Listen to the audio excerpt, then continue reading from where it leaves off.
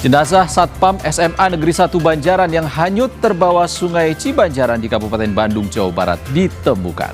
Korban ditemukan dalam radius sekitar 3 km dari lokasinya melompat.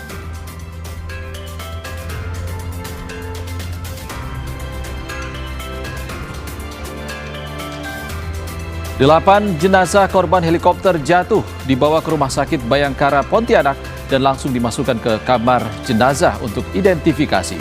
Posko antemortem telah dibuka untuk menghimpun data dari keluarga.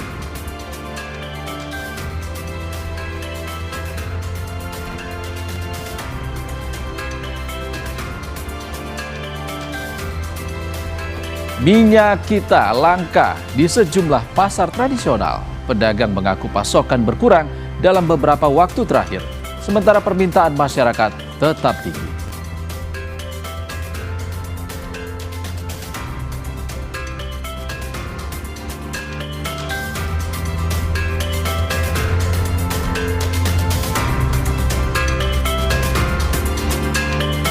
Apa kabar Anda saudara? Selain 3 sorotan utama tadi, beragam kabar menarik dari sejumlah daerah di tanah air akan kami hadirkan untuk Anda selama 30 menit ke depan. Bersama saya Ihsan Sitorus, inilah Indonesia Update selengkapnya.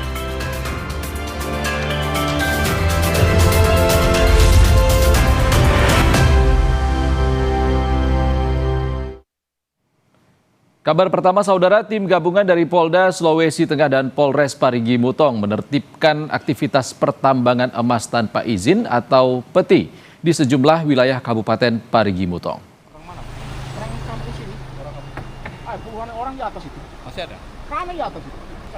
Penertiban pertama dilaksanakan di Desa Tombi, Kecamatan Ampibabo.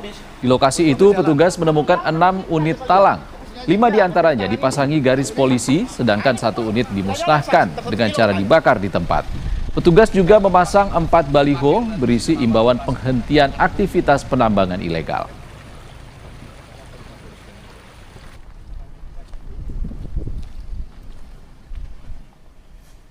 Kemarin ada eksa ya Pak ya? Ya.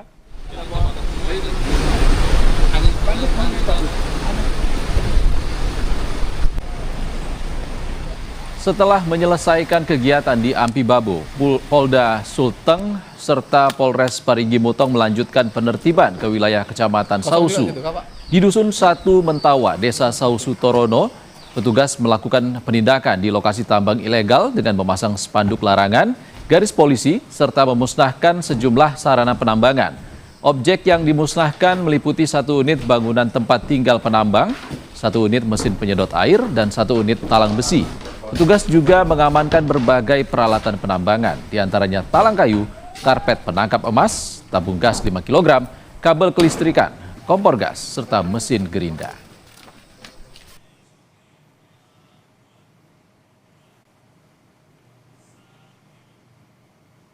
Kegiatan penertiban tambang ilegal peti di wilayah Tombi. Jadi kita lakukan penertiban, bagi yang membandel kita lakukan penegakan hukum yang tegas. Ini ada yang dibakar kemudian kenapa ini? Ini adalah bekas talang yang sudah digunakan.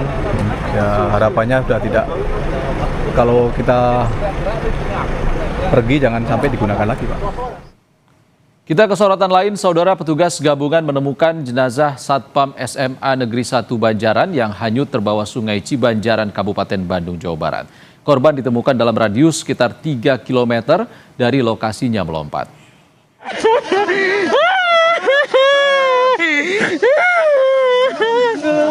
Petugas gabungan berhasil menemukan jenazah Agus Sutisna, petugas keamanan SMA Negeri 1 Banjaran yang meloncat ke arus Sungai Cibanjaran untuk menyelamatkan siswi yang terseret arus sungai. Korban ditemukan tersangkut di akar pohon bambu di aliran sungai yang jaraknya kurang lebih 4 km dari titik yang meloncat. Dalam proses pencarian, petugas terkendala arus sungai yang masih sangat deras, serta banyaknya material akar pohon yang menghambat laju perahu. Alhamdulillah pada hari kemarin ditemukan sekitar 3 km, itu di Desa Tarajusari, RW 9, sekitar pukul 10.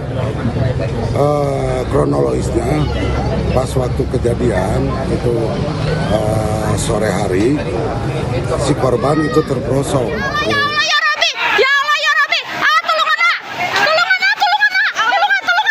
Sebelumnya, seorang siswi SMA Negeri 1 Banjaran hanyut terbawa arus sungai di kawasan Desa Cihapus, Kecamatan Banjaran, Kabupaten Bandung, Jawa Barat pada Rabu sore. Dalam video amatir, sejumlah warga berupaya menyelamatkan korban dengan terjun ke aliran sungai, termasuk petugas keamanan sekolah. Saksi mata bilang korban jatuh ke aliran sungai saat tembok penahan sungai jebol. Korban sempat berhasil ditangkap oleh warga yang berupaya menolong, namun arus sungai yang deras membuat korban kembali terseret arus. Setelah upaya pencarian dilakukan, korban berhasil ditemukan dalam kondisi meninggal dunia. Novel Rabani, Kompas TV, Bandung, Jawa Barat. Saudara, publik dihebohkan dengan video seorang narapidana kasus korupsi pertambangan yang berkeliaran bebas tanpa pengawalan petugas di kota Sulawesi Tenggara. Pihak Rutan Kelas 2A Kendari berdalih napi berada di luar singgah untuk makan siang setelah menghadiri sidang PK di Pengadilan Tipikor.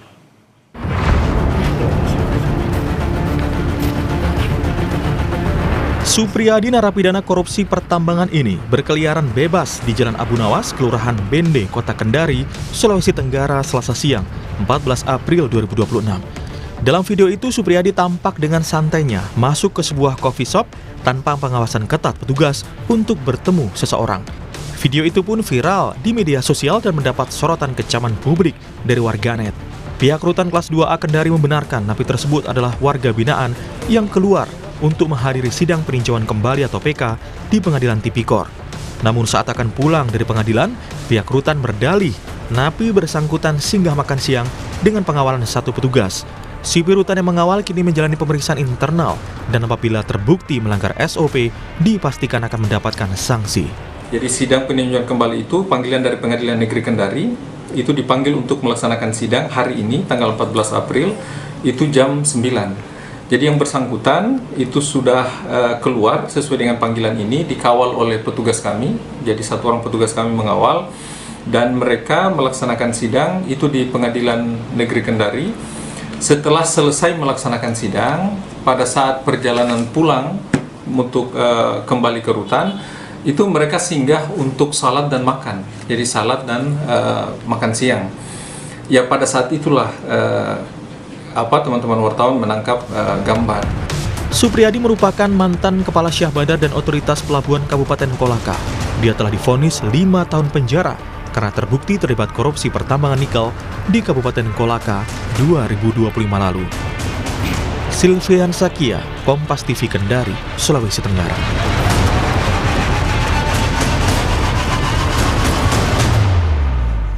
Kita bergeser ke Jawa Timur. Saudara, Kepolisian Daerah Jawa Timur berhasil membongkar praktik penjualan beras SPHP palsu di Probolinggo. Seorang pria ditangkap setelah diduga menjalankan usaha ilegal ini selama 2 tahun dengan omset mencapai hampir 100 juta rupiah per bulan.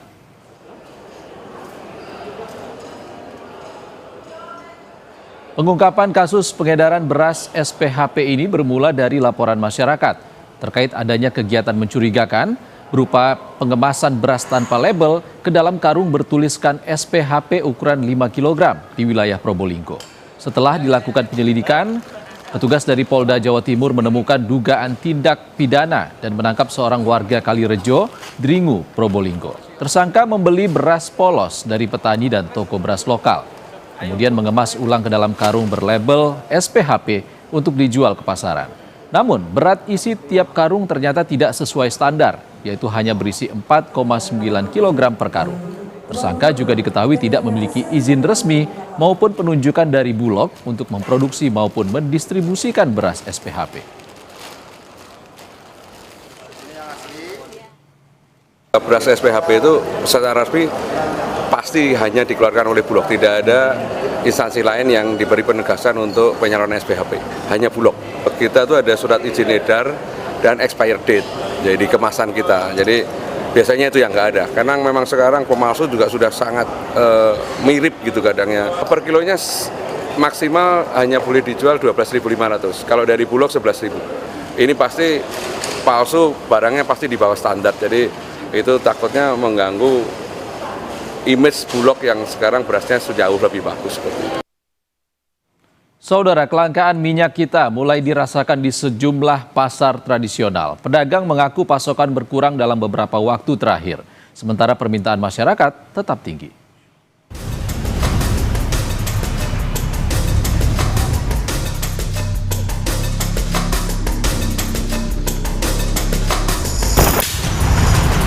Kelangkaan minyak kita terjadi di Pasar Bulu, Kota Semarang. Pedagang mengaku sempat tidak mendapatkan pasokan minyak kita selama 1 bulan. Pedagang bilang biasanya minyak kita datang secara rutin setiap minggu. Namun belakangan jumlahnya berkurang dan tidak menentu. Habis Mbak, kemarin dapat 4 karton ya. Habis. Terus itu langsung habis dalam berapa lama Bu? Ya 2-3 hari kan diambil yang jual gorengan itu kan. Ya mudah-mudahan aja ada subsidi dari pemerintah supaya nggak terlalu melonjak. Minyak kita juga mulai langka di Kota Bau-Bau, Sulawesi Tenggara. Di pasar tradisional Karya Nugraha, warga kesulitan mendapatkan minyak kita. Dan kalaupun ada, harganya sudah melambung tinggi. Oh, sangat naik sekali. Pak, itu harga minyaknya berapa Pak? Ini dijual minyak kita? 22.500, 21.000 per liter? Iya. Sebelumnya harganya berapa? Sebelumnya 19.000. 19.000? Iya. Tanggapan saya kalau bisa pemerintah mengayomi harga minyak ini Pak. Soalnya kan masyarakat kecil sangat berat sekali kalau dengan harga 21 per liter ini. Sangat berat ya? Iya. Di Pasar Kosambi, Bandung, sudah 2 bulan pedagang tak mendapat stok minyak kita dari supplier. Untuk memastikan stok minyak kita aman, pedagang harus menjadi mitra Bulog. Namun pedagang dengan skala kecil mengaku tak menjadi mitra Bulog lantaran harus menyetok minyak kita dengan jumlah besar. Sementara pedagang yang menjadi mitra Bulog di Pasar Kosambi mengaku stok minyak kita aman. Kalau saya sih terakhir adanya itu di pertengahan mau pertengahan puasa. Kalau stok di saya udah nggak ada sih, kebetulan gitu. Aman, tiap minggu ada. Tiap minggu ada.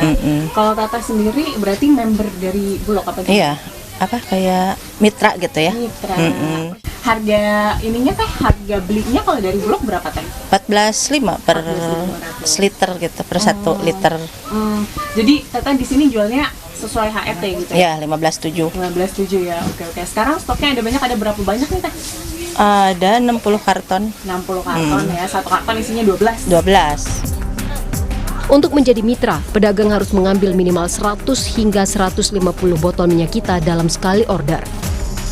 Untuk harga yang didapatkan juga selalu di bawah harga eceran tertinggi sehingga pedagang dapat menjual minyak kita sesuai ketentuan pemerintah. Tim Liputan Kompas TV. Saudara, 8 jenazah korban helikopter jatuh dibawa ke Rumah Sakit Bayangkara Anton Sudaryo, Pontianak, dan langsung dimasukkan ke kamar jenazah untuk identifikasi. Posko antemortem telah dibuka untuk menghimpun data dari keluarga. Informasi selengkapnya usai jeda.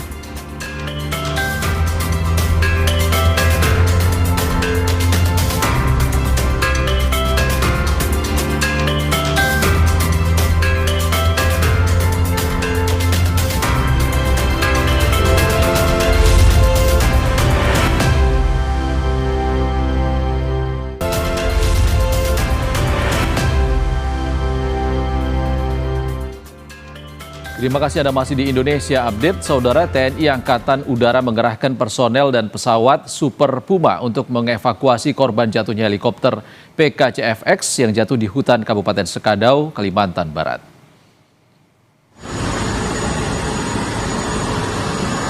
Tim evakuasi terdiri dari personel pasukan gerak cepat dan personel Basarnas dengan dikomandani Kapten Penerbang Ridwan.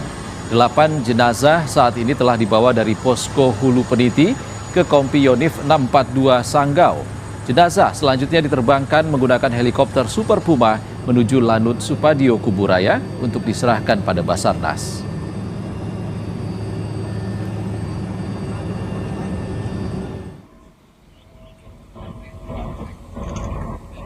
Jumat pagi, tim evakuasi menjemput jenazah diberangkatkan dari Lanut Supadio, Kalimantan Barat. Helikopter Super Puma disiagakan bersama 7 kru gabungan, baik dari TNI Angkatan Udara maupun Basarnas. Komandan Lanut Supadio, Marskal Pertama Sidik Setiono menyebut, proses penjemputan dilaksanakan di Kompi B, Yonif 642, Kapuas di Kabupaten Sanggau untuk dibawa kembali ke Lanut Supadio.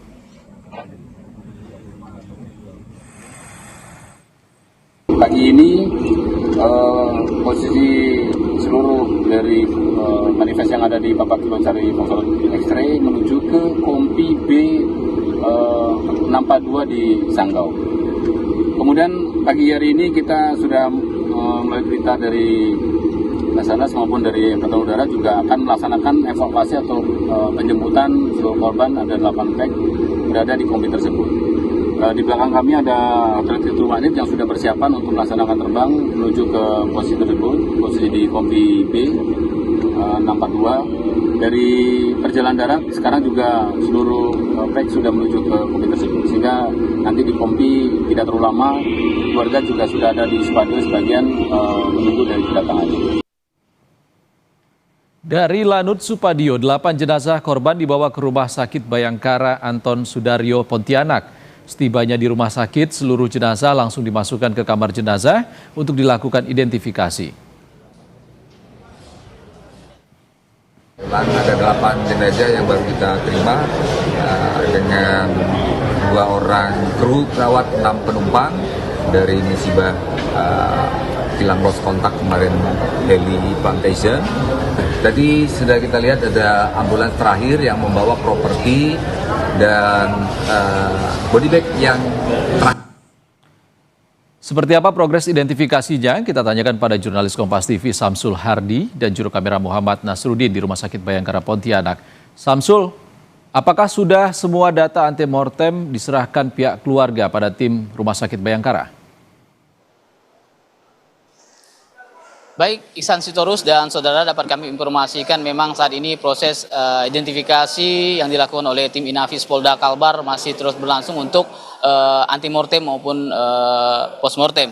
Namun untuk 8 korban kecelakaan heli yang jatuh di Kabupaten Skadau saat ini memang sudah teridentifikasi 8, cuman masih 4 orang yang masih menunggu untuk identifikasi dari pihak keluarga, sementara 4 yang lainnya sudah sesuai antara antemortem dan postmortem, di mana ciri-ciri yang disampaikan oleh pihak keluarga terkait korban sudah memiliki kecocokan untuk 4 korban. Nah, 4 korban lainnya masih menunggu hasil dari postmortem. Beberapa keluarga sudah ada di posko di mana di Rumah Sakit Bayangkara ini untuk menyerahkan data antemortem kepada pihak rumah sakit. Dan adapun 8 yang sudah diidentifikasi tersebut, korban yang meninggal akibat kecelakaan heli disampaikan beberapa waktu oleh Kapolda Kalbar. Nah, berikut petikan wawancara saat konferensi pers yang dilakukan oleh Kapolda Kalbar.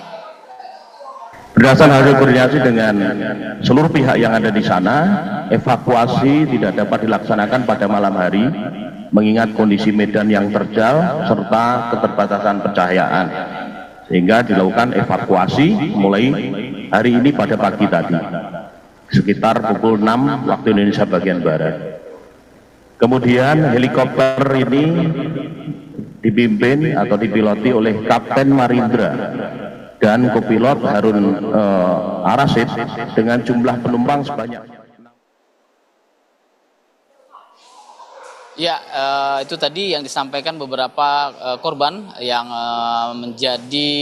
yang sudah berhasil diidentifikasi oleh tim Inafis Polda Kalbar. Nah, dari 8 korban tersebut, 2 diantaranya, yakni 1 dari Kalimantan Barat dan 1 dari warga negara asing yang juga saat ini masih terus dilakukan proses identifikasi, dan untuk Kabupaten Melawi sudah berhasil memiliki sesuaian antara postmortem dan antemortem, dan saat ini di Polda Kalbar 4 orang masih terus dilakukan untuk pos antemortem. Demikian, Ihsan. Jurnalis Kompas TV Samsul Hardi dan juru kamera Muhammad Nasruddin langsung dari Pontianak, Kalimantan Barat. Terima kasih kawan-kawan. Usai jeda di Indonesia, update saudara, Kejaksaan Tinggi Lampung mengeksekusi uang pengganti sebesar 7,8 miliar rupiah dari terpidana korupsi pembangunan jalan tol terbagi besar Pematang Panggang Kayu Agung atau Terpeka.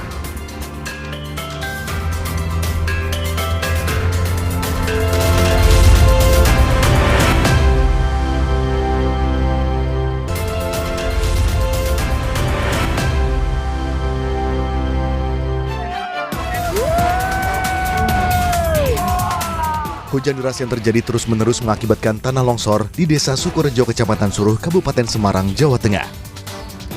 Jalan sepanjang 15 meter, longsor sedalam 50 meter. Akibat longsor, jalan alternatif penghubung Kabupaten Semarang dan Kabupaten Boyolali terputus.